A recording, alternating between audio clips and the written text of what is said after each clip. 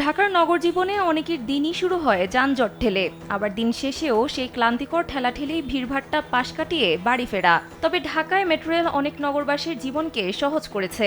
ঘড়ির কাঁটা ধরে কাজে যাওয়া, নির্দিষ্ট সময় বাড়ি ফেরার পরেও মানুষের হাতে জমছে বাড়তি সময়। সেই সময় কাজে লাগাচ্ছেন অনেকে, মেট্রো রেলে চলাচল করে ফেলছেন স্বস্তির নিঃশ্বাস।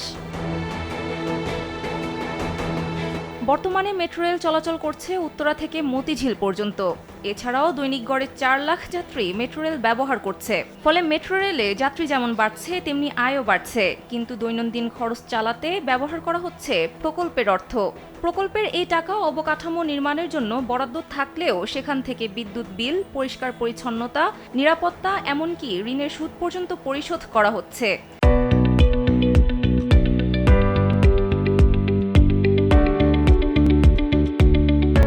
কর্তৃপক্ষ বলছে এই টাকা তারা প্রকল্প থেকে ধার হিসেবে নিয়ে খরচ করছে, পরে পরিশোধ করা হবে। কিন্তু এটা অনিয়ম বলে দাবি বিশেষজ্ঞদের। আয় থেকে এই খরচ মেটানোর কথা থাকলেও প্রকল্পের টাকা থেকে অর্থ নেওয়ার বিষয়টিকে অনেকে নৈতিক ও কাঠামোগতভাবে সমস্যা মনে করছেন। বাংলাদেশ প্রকৌশল বিশ্ববিদ্যালয় বুয়েটের যোগাযোগ বিশেষজ্ঞ অধ্যাপক শামসুল হক বলেন, প্রকল্পের টাকা দিয়ে পরিচালন খরচ মেটানো ঠিক হচ্ছে না। এই অর্থ অবকাঠামো নির্মাণের জন্য বরাদ্দ, ঋণের সুদ পরিশোধের জন্য আলাদা বরাদ্দ থাকা দরকার। না হলে সুদের উপর সুদ দেওয়ার মতো পরিস্থিতি তৈরি হবে। অন্যদিকে ডিএমটিসিএল এর ব্যবস্থাপনা পরিচালক ফারুক আহমেদ স্বীকার করেন, প্রকল্প থেকে পরিচালন খাতে খরচ করা হচ্ছে। বলেন, আপাতত ক্রান্তিকালীন সময়ে আছেন তারা, তাই সাময়িকভাবে প্রকল্পের টাকা ব্যবহার করা হচ্ছে। প্রকল্প থেকে খরচ করা টাকাগুলো পরে ফেরত দেওয়া হবে। তিনি আরও বলেন, প্রকল্প থেকে একবারই ঋণের সুদ দেওয়া হয়েছে।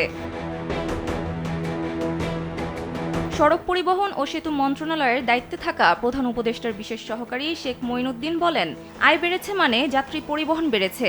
সেই বাড়তি চাপ সামলাতে জনবল রক্ষণাবেক্ষণ সহ অন্যান্য খরচও বাড়বে, এটাই স্বাভাবিক। তবে খরচ প্রকল্প থেকে কেন করা হচ্ছে সেটা খতিয়ে দেখা হবে। এছাড়া আয় বাড়ার প্রমাণ মিলেছে হিসাবপত্রে। 2023 থেকে 24 অর্থ বছরে মেট্রো রেলের আয় ছিল 273 কোটি 2 লাখ টাকা। আর 2024 থেকে 25 অর্থ বছরে তা বেড়ে হয় 446 কোটি 61 লাখ টাকা।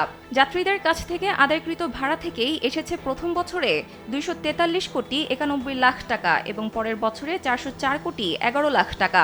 বাকি আয় এসেছে অন্যান্য খাত থেকে। সানজিদা ইসলাম, কালবেলা।